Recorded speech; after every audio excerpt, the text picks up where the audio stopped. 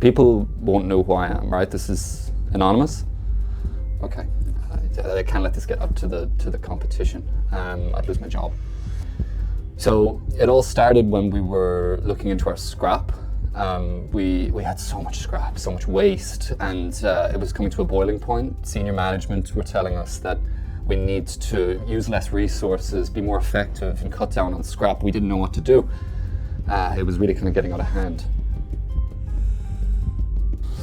And so yeah, that's when it happened. I was talking to some people at the trade show, and they mentioned, and I reached out. We got installed in the first site super quickly, and the results were immense. We've cut our waste and scrap by 20% across all of our sites since rolling out, and it's had a huge impact on the bottom line.